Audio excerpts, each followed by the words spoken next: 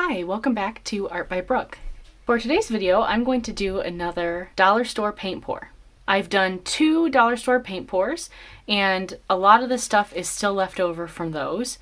I had the canvas left, the paints, some popsicle sticks, and then I also found my 2 things of glue and this almond oil and manuka honey body oil. I hadn't used either of these. Previously, when I did this pour, I used tacky glue, and I still have a tiny bit left of this, but not enough for a whole pour. So I wanted to try this. Technically, these materials wouldn't all be archival. Probably none of them would necessarily, maybe the acrylic paint. So while my paint pours using these supplies probably won't last for years and years and years and years, they will work great for a fun project now. I was recently at Dollar Tree and I actually saw these, which I don't think I saw last time, but they were in a completely different section of the store than I found my cups last time, so maybe I just missed them.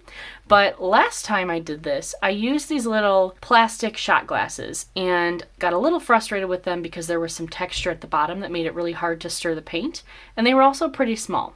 So these will be fun to use, and I think they will allow for a little bit easier mixing. I'm going to grab a couple of those out to prop up my canvas, and then we will get started mixing.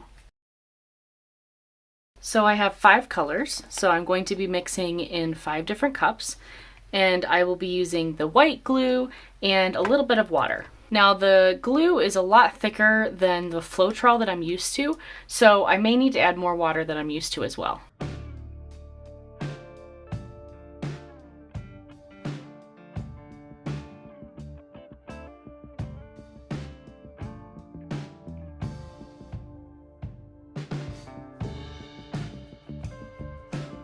So I just mixed a little bit of water in here because the glue was not coming out anymore. It was pretty close to being gone, so I figured I might as well try to get as much as I can out of the bottle.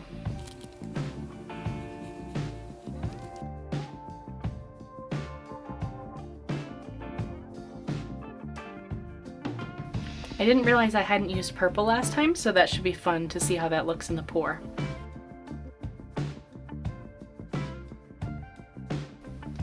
I'm really impressed with how much paint these hold. For $1, they work really well. And they're heavy body, so you don't need as much as you'd need if you were using, for example, a craft paint like this, which already comes pretty watered down.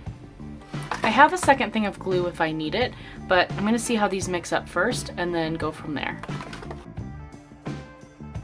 Oh yeah, that's really thick. I'm definitely going to need to add water. I do like to combine my paints with my pouring medium before I add water because it just seems like they combine better that way, so that's why I'm kind of mixing them up, and then I'll add some water and mix again. Plus, I'm going to be trying to get cells in this paint pour. Not sure if it'll work, but the more you stir, the more air gets into the paint, and then later more bubbles will pop as you pour. That tends to help create some cells.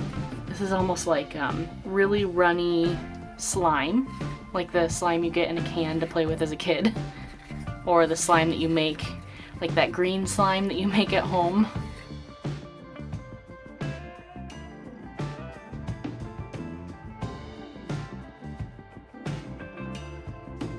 White is tough to mix because it's the same color as the pouring medium, so I always mix a little bit longer than I think I need to, just in case. Okay, let's add some water in.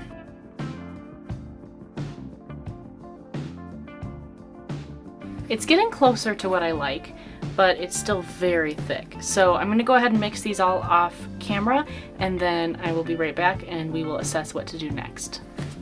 Okay, so I think they're getting close, but I want to add more glue and probably a little bit more water. It's really interesting how well this holds bubbles in. Like as I'm stirring, these huge bubbles are coming out, and I think it's because the glue is so thick and like pretty sticky, so the bubbles kind of like get caught in there and then just billow out slowly. It's really interesting and kind of fun.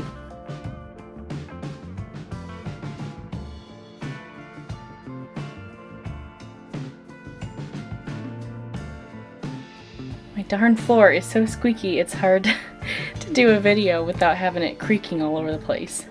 Like, this is just me shifting my weight. So I apologize if you hear that throughout the video. I'm trying to minimize it, but can't always catch it. So I think I have them to a consistency I like. I do tend to prefer them a little thinner than they are, but I don't want to add too much water because that can mess up the drying process. I also realized that I forgot to tell you about my favorite product so far from the dollar store, and it's something that I'm already using and have been using since my last video. This plastic backdrop is actually a cutout from a clear shower curtain liner. I love the plastic that they use for this because it is so reusable. Paint peels off of the background so easily, so I basically just leave it to dry and then I peel it off. And the product that you peel off is called an acrylic skin, and people use those for a lot of things as well. I use them in jewelry making sometimes. Some people glue them onto other things as texture or colors. You could glue them onto a canvas. But something I have been working on, which I showed you at the end of one of my videos, I will link that below and in the cards, because I don't remember right now which one it is. I showed you what I was starting with these acrylic skins. I am making a paintball, basically a ball of paint, where I take those skins and I stretch them around a ball shape continuously. I started with just like a tiny one and made a ball around that. And then I'm going to cut it open so we can see what it looks like with all those layers of paint. So if you saw it in the other video, you saw it was probably like, it fit into my hand, which my hand's not very big, but it fit into my hand. Well, I will show you what it looks like now. And this thing weighs so much. It is so heavy that I actually can't leave it sitting in one position for too long, or it pushes its own sides in. So if you're watching now and you'd like to see when I cut that open, before I cut it, I'm going to weigh it so we can see how heavy it really is. Make sure you subscribe so that you don't miss that. Okay, back to the video. So I have my shower liner in the background, I have my paint, and now I want to try this. I was looking for some sort of silicone or oil that I could drop in one of my colors to help make cells.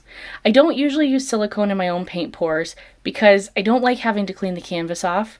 The oil tends to sit on top after the whole thing's dry, and you have to kind of clean it off. It's a little bit of a pain, but you get some really cool effects with some sort of silicone. Now this does not have silicone, but it has mineral oil and almond oil and some other things as well. So I'm hoping that maybe this will create a cool effect. But regardless, this is kind of an exploration and a test, so I'm just excited to try it. Okay, I just smelled it. It smells kind of perfumey and fake, which, I mean, kind of expected. But I think that the kind of consistency of it is going to work. So I am going to just spray a little bit into my white because I tend to like that effect. I tend to like the effect of just having it in one of the colors and not all of them. So I'm going to mix that in, but try not to mix it in too much because I don't want tiny little cells. I want sort of bigger ones. So I kind of just fold it in, and I can definitely smell that now.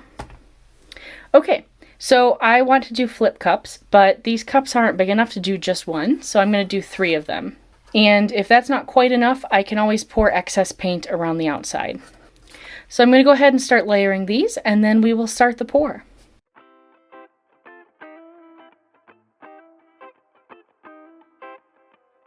I'm also pouring from higher up, which I don't know if this consistency, if that'll help, but that tends to push more air in and create more possible cells as well.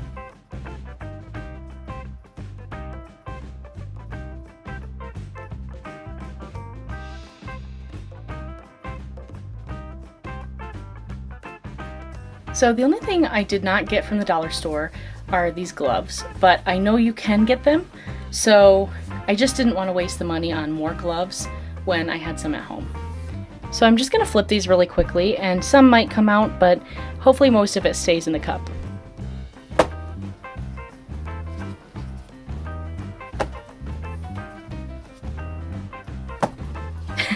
The paint is so thick that I don't even think I had close to a problem.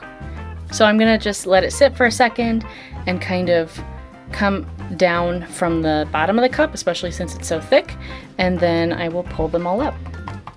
I think just to be sure, I'm going to go ahead and pour some of my excess paint because I have plenty.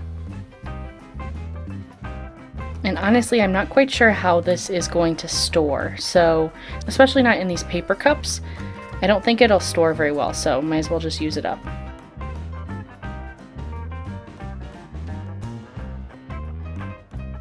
Okay, I think that's probably been enough time, so I'm going to go ahead and pull them up, and then I will tilt. Oh yeah, there's going to be enough paint here.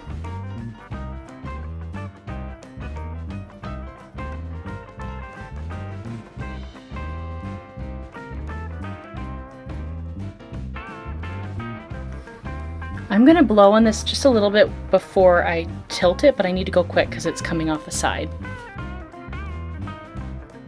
Okay, I see some bubbles in there, but just blowing on it is not going to work, so I think tilting is what it needs.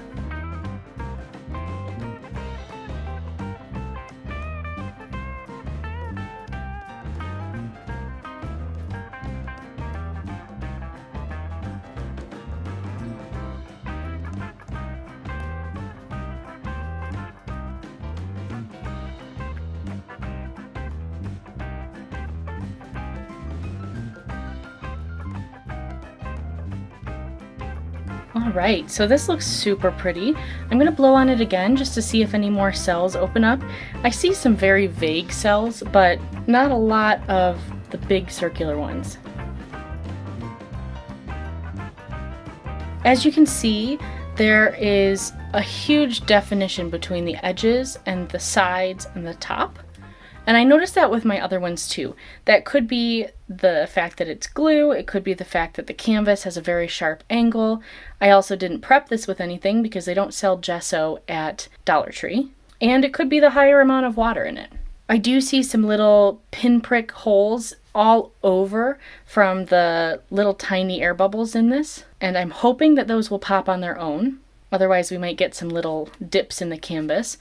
But I'm going to let this sit for a little while and then we will take a closer look. And then you can see some of the cool details up close. I know I say this a lot, but this does remind me of a galaxy. Actually, it kind of reminds me of several galaxies, especially like over here. This kind of reminds me of the edge of a galaxy, and then here and up here. And you'll see that a little bit better when we get closer too. We're back. So it's been maybe 15 or 20 minutes. I did just have to put some popsicle sticks under these. I always forget that my desk is a little unlevel, so things tend to move this way, which is a little disappointing. I noticed that it was getting very thick on this edge and kind of pulling from there. But let's take a closer look because there are some cool cells in here, even though they're really small.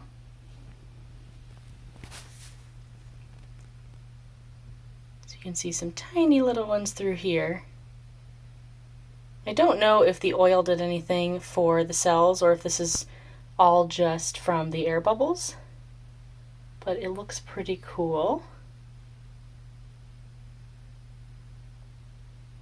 There's not as much definition as I had hoped. I added a lot of white, but it may have sunk to the bottom.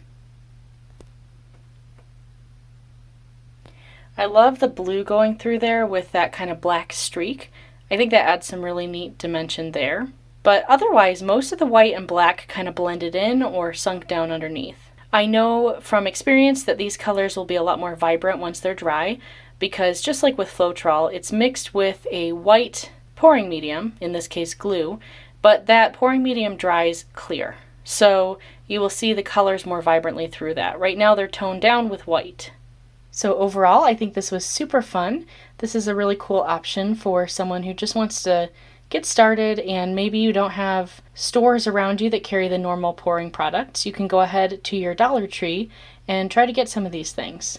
As I think I may have talked about before, I do think that the investment in a couple of things not from the dollar store is worth it because in the long run it's a little cheaper. Like for example, in my area, Floetrol is not expensive. I know in other countries, I'm in the US, some countries just can't get it, so it's very expensive. But if you have something like Floetrol or another pouring medium, those tend to go a little bit longer of a way. I had to really dilute the glue, and I used almost 2 full bottles.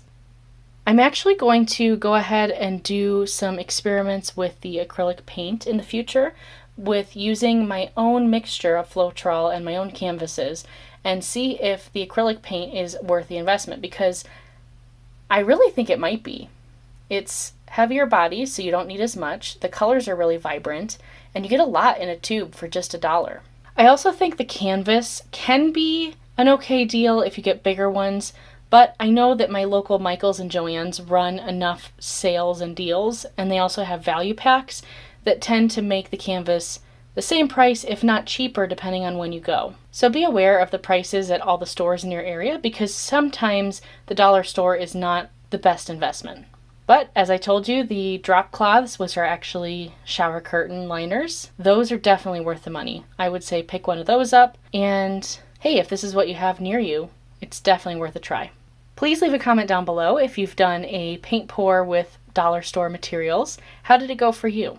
Give this video a thumbs up if you enjoyed it, and share it with your friends. Don't forget to subscribe if you haven't already, and click the bell so you get a notification every time I post a new video. Thank you so much for watching, and I hope you have a great day.